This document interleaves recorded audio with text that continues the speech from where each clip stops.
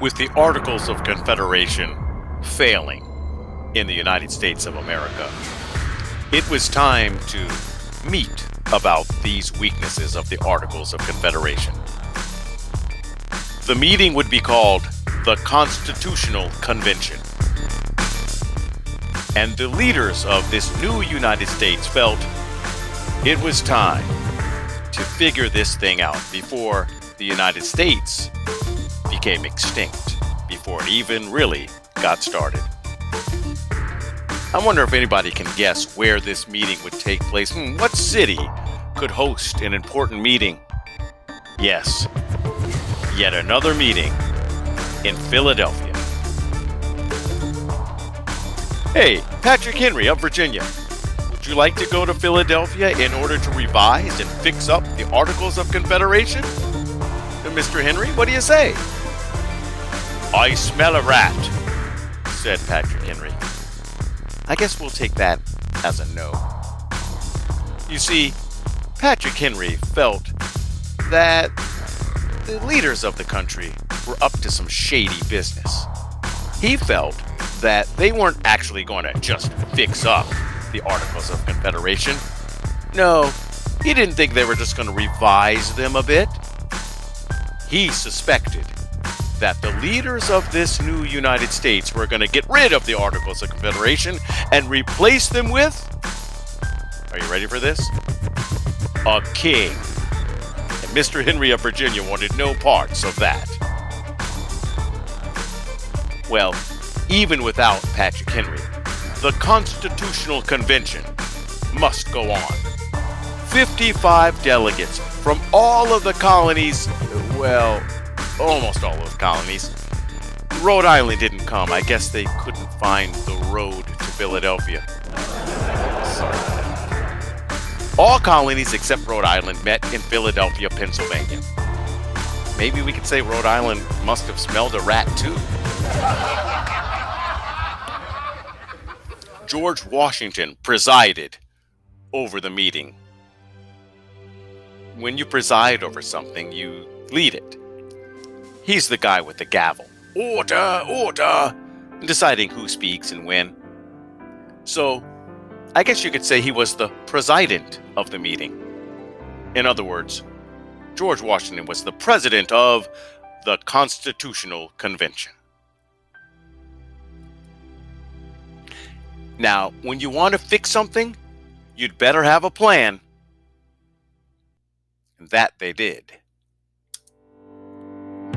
At the Constitutional Convention, there were a few plans, actually. But we will focus on two of the most important plans. First, the Virginia Plan by James Madison of Virginia. The Virginia Plan suggested a three-branch government. A legislative branch, also known as Congress. Now, we already had that in the Articles of Confederation, so that wasn't new. The legislative branch would make laws for the nation. But James Madison and his Virginia Plan suggested adding an executive branch to enforce the laws made by Congress. Now the U.S. government could make the states listen. And a third branch would be added to make sure the nation's laws are fair and they respect our rights. That branch would be called the judicial branch. Virginia plan suggested that within Congress, the legislative branch, they wanted to tweak it a little bit. And they said that the number of representatives or votes a state had in Congress would be based on population. The more people you had in your state, the more representatives you would have to vote on laws. Virginia loved this because it had more people than any other state. Therefore, under this plan, Virginia would have more say in lawmaking. Then there was the New Jersey Plan, or Choisey Plan, by William Patterson of Choisey. The New Jersey Plan loved the three-branch idea from the Virginia Plan. That, they said, should be a keeper. Yes, a legislative branch, which again was nothing new, it would make laws for the country. But the executive branch would make sure states listened to those laws made. It would enforce the laws. And the judicial branch would judge the laws to make sure that they're fair and that people's rights are respected. Notice what the two plans disagree about, though. The Virginia plan and the New Jersey plan disagreed about what the legislative branch should look like. Now, New Jersey had a smaller population than Virginia, less people. So it said that states should all have an equal amount of representatives or votes when making a law for the country. Hey, Virginia, just because we don't have as many people here in Jersey, we still are a state just like you. We all should have the same amount of votes when we make laws, said Mr. Nobody Said This.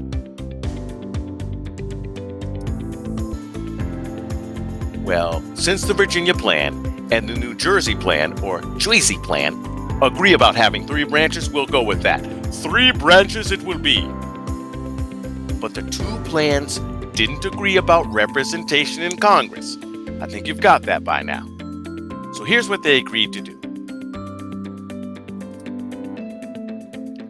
They would split the legislative branch, or Congress, into 2 groups called houses.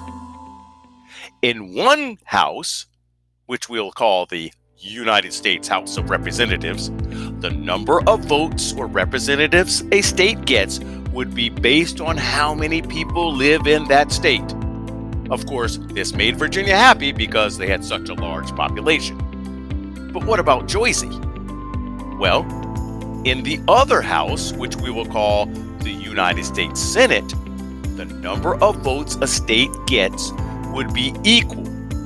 All states would get the same amount of votes or representatives, no matter their population.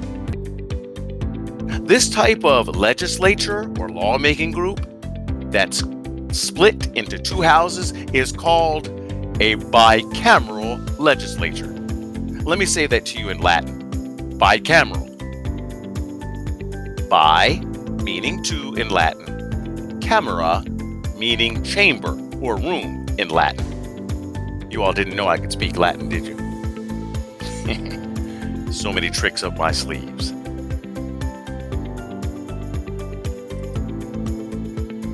Well, it's almost time to wave bye-bye to those Articles of Confederation with your weak self. What a great compromise! We should call it the Great Compromise, said a person.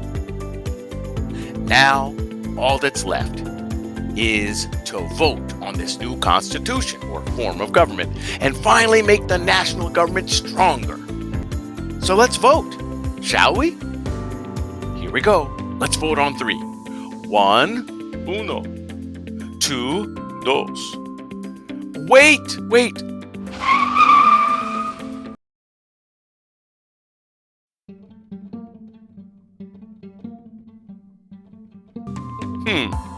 If we count our slaves, that will increase the overall population of our states. That way, we can have more votes in the House of Representatives. Northern states with fewer or no enslaved people said, "No way. You can't count property. Counting African Americans is like counting chickens or horses or mules. No way." The states argued, debated, fought, then argued some more. Finally, they came up with a solution, another compromise. The southern states were allowed to count their enslaved African Americans as, get this, 3/5 people. In other words, they could count some of their enslaved people, just not all. The South was happy with this compromise because they could count some of their enslaved people. The North was happy enough because the South wouldn't be able to count all of their enslaved people. This solution would be called the 3/5 Compromise. Now that that's settled, let's ratify or say okay to or approve our new national government. By 1788, the new form of national government was approved or ratified. Anyone know how old the nation was by then? Think Treaty of Paris 1780. Well, you can do the math in your head. Now, what should we name this new Constitution of ours? It should be something original and catchy. I know. We should call the new Constitution the Constitution. It's kind of like having a dog, lowercase D-O-G dog, and naming your lowercase D-O-G dog, naming it the dog. Say hi to the dog. I know, it kind of looks like an Ewok from Star Wars. Anyway, I thought it was cute at the time. Now it just looks annoying. Yippee, yappy, barking all the time. Anyway, the dog. Now, we can finally officially say goodbye to the Articles of Confederation with you weak selves. And hello to a stronger national government called the United States, capital C, Constitution. It begins with those famous 3 words. We the people. And get this, James Madison is often called the father of the Constitution.